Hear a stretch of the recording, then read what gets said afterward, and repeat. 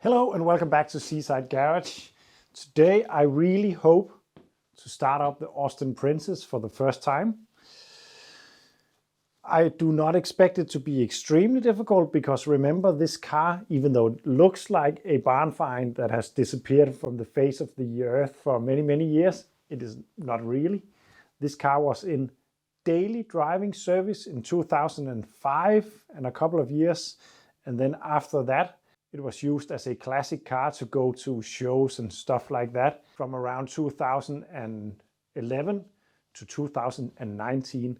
So this car actually had number plates around 3 years ago, but I do have the feeling that the fuel is gone off, and that's completely normal. If it's 3 years old, then it won't be good anymore, especially not new fuels, because that tend to go off rather quickly. Actually, after a year, it will begin to struggle.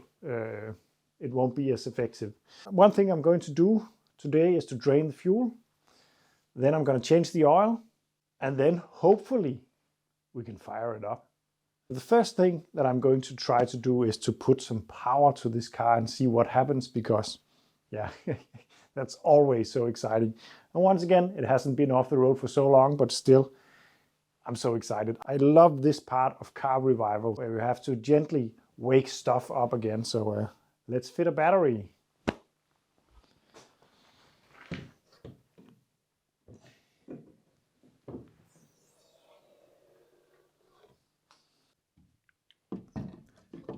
Oh, it's the other way around, I think. This won't reach. It would be better with the terminals over here. I think it'll be okay for now. I just took the battery from the camper.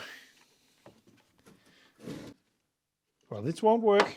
I'm gonna have to try with another one. So this is rather small, but the most important bit is that the terminals need to be able to reach, of course. And it's still not very good. I'm gonna fit it up like... No, that won't work either. Oh, this will be all right. For now. Something is on. Sounds like some kind of pump. I'm just gonna make sure that the car is not in ignition, because it could be. Oh yeah, it was. And I can actually remember why it was, because we had to tow this car and the steering lock could kick in. That's not nice. Let's try again. And yeah, I need another battery for this car. I know, because the terminals are in the wrong location to actually fasten it down proper. But this will have to do.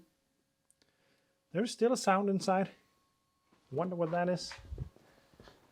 Oh, it stopped. I think it was the radio. Whew. So now the Austin Princess got power. And so far it hasn't burned down. And that is a good thing, in case you were wondering.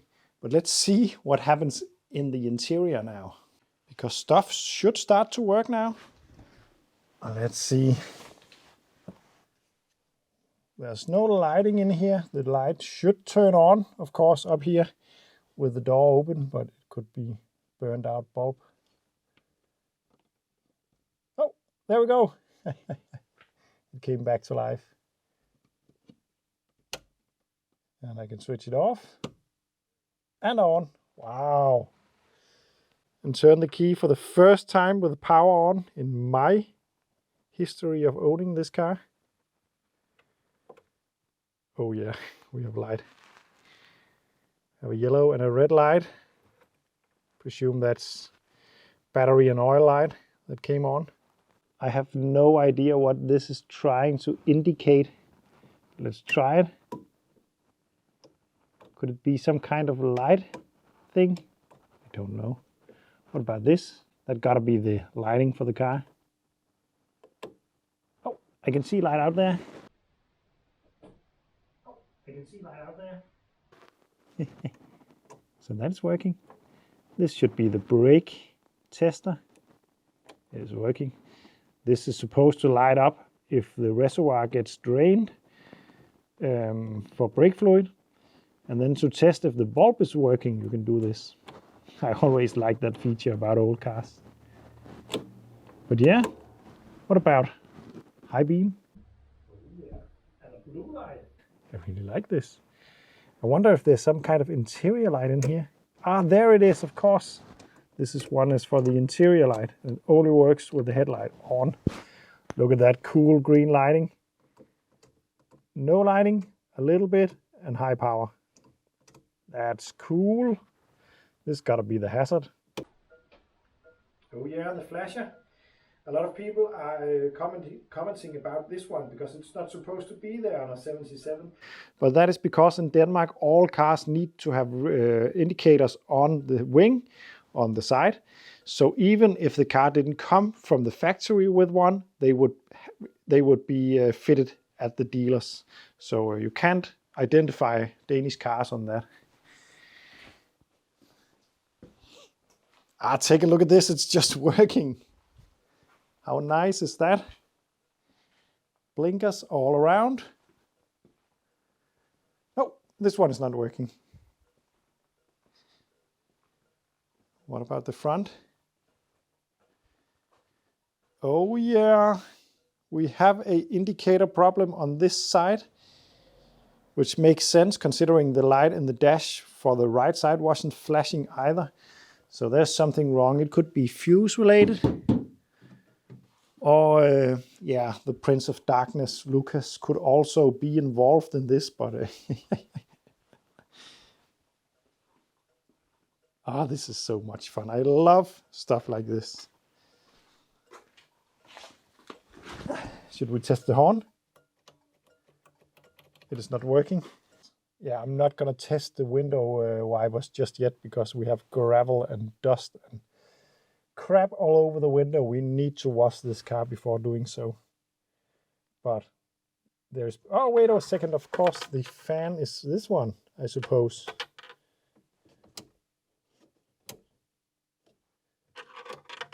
And it is not working. So, yeah. It could be fuse problems in this car, maybe. But I don't know. Next up, and before doing so, I'll just add that in my previous project update video released a couple of days back, I took all the spark plugs out and put in some oil. And now I'm going to try to spin the engine. I did a little bit with my hands last time. Now I would like to do a full revolution of the engine before trying anything else than that, because if something is wrong, it's a good thing to find out without the engine or the starter motor doing the work. So let's try. I'm gonna try to see if I can spin it using this nut, because I can't really fit anything down there. Not easily, at least. Let's try with this. Oh, yeah. It spins really easy. So I'm not at all worried about it being stuck. But I gotta say, it spins really easy.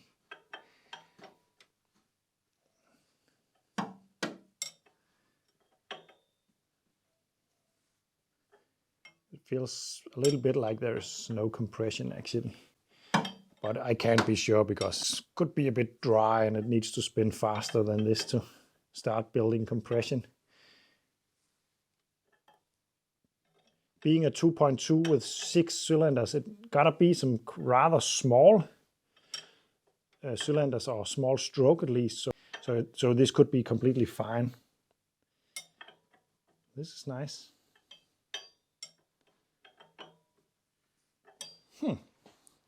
No problems there. Not being stock wise. Compression wise, maybe, but I don't think so. Next up, I'm going to drain the fuel because if I'm lucky, then the carbs aren't gummed completely up by old fuel, but I don't want to begin filling them up with old stale fuel now. So I'm going to drain the fuel and fill in some fresh fuel, and then maybe it can start up on its own, but I'm not going to be at all surprised if we have to take the carbs apart. So I hope to take the fuel line going to the fuel pump off, and then just by gravity I should be able to just drain the fuel from the tank that way. I'm just going to go check if the fuel gauge in the car works, because I didn't check that before, because I really hope it's not the case. But this car got a 73 liters fuel tank. It's gigantic. I really hope I don't have, and I'm not going to have to drain 73 liters of fuel, because that would be a shame.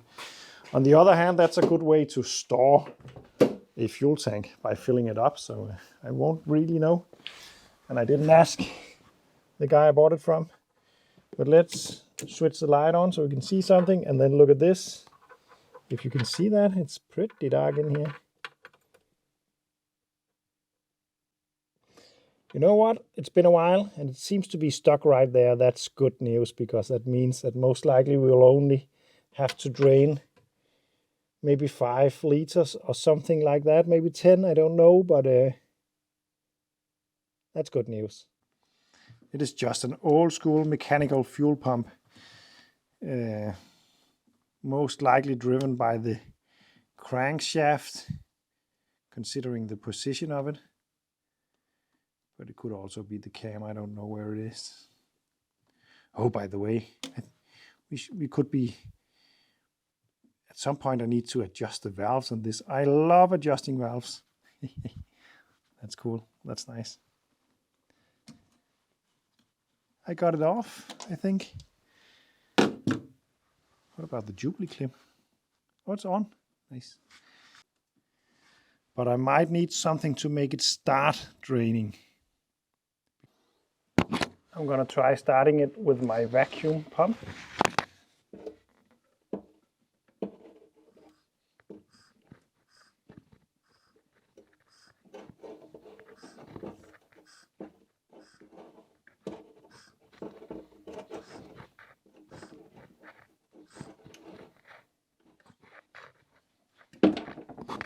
There we go. I think it started. Well, maybe not. There we go. Now it's draining. Now it stopped. Well, this is not working exactly as I was hoping.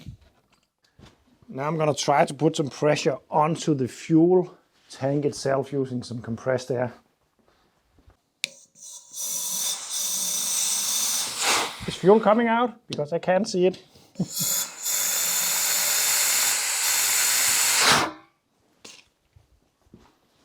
Is it working?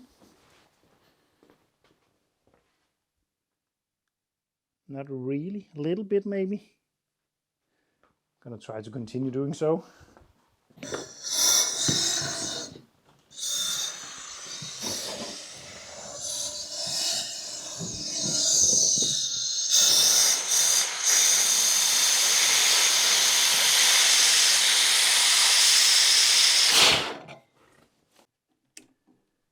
Okay, change of plan. I'm gonna lift the rear end up, and hopefully that will make it drain.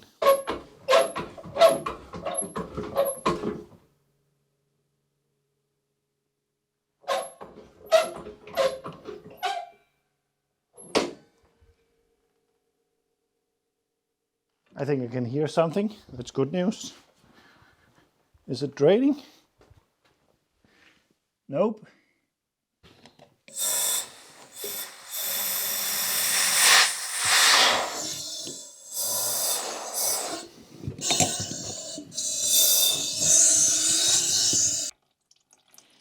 I think it's draining now.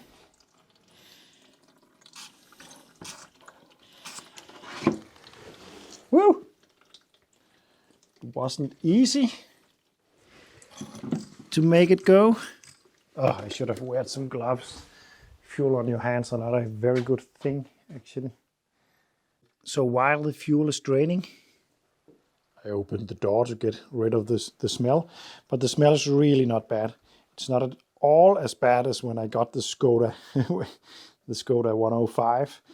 That actually made the garage unbearable to be in after I drained it. So this is good. But while it's draining, I realized one thing, and that is I have no engine oil for this engine, and it's late evening, so I can't get any. Part of me are actually tempted to just attempt to fire it up on whatever is in it, because it doesn't look too dirty, and I don't think it's very old. But if something happens, then I just won't be able to forgive myself. So I'm gonna wait until the morning. It needs new oil anyway, just to be sure. So it will just drain overnight. When the fuel stops draining, then I will take out the oil filler, and then it can drain overnight. Of course, it's best to drain oil while the engine is hot, but it's not possible at this stage. But I saw something while lifting up the car that I'd like to show you. I haven't looked in here very much because it was so low. A lot has been repaired on this, not surprisingly, but it looks rather nice, the repairs. And look at how clean the towers in here are. This is really nice. So it is all drained out now. It was around 4 liters, I think. I just went to check the fuel lines to make sure that they were all right before filling in some new fuels. I noticed this, which I have just taken apart. There's a rubber piece in between here. It is not leaking, but it will be very soon, so I'm going to change that. There's also one a bit up the line that I'm going to change. And then, yeah, there are some rust issues in here that I need to treat. But the main thing is that the hydraulic line going in between this side of the car is badly corroded. I'm pretty sure that it is even leaking from here, which explains why the suspension was not possible to fill up. I think this is the problem. It looks as though on the other side that the line has been changed with a very big copper line and rubber hoses in the end. I wasn't sure that could hold the pressure, but it must have done at some point at least. So I think I'm going to try to do the same on this side. I just need to know which diameter and where to get that long pipe going from the front wheel to the rear wheel. And then get the pump to pump it up, of course. So yeah, and there is some rust that needs to be fixed down here, but it's to be expected considering what car it is. But it's also very obvious that a lot of stuff has already been fixed on this, so that's nice. So underneath the car, I've located the drain plug to be this one. And I just loosened it up. And I should be able to spin it free now with my hands.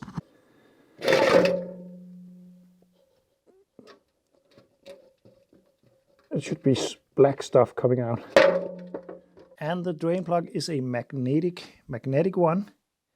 And it is not full of metal, so that's a good thing. This will be all for tonight. Tomorrow I'm going to pick up some new fuel, some new oil, and then hopefully fire this car up.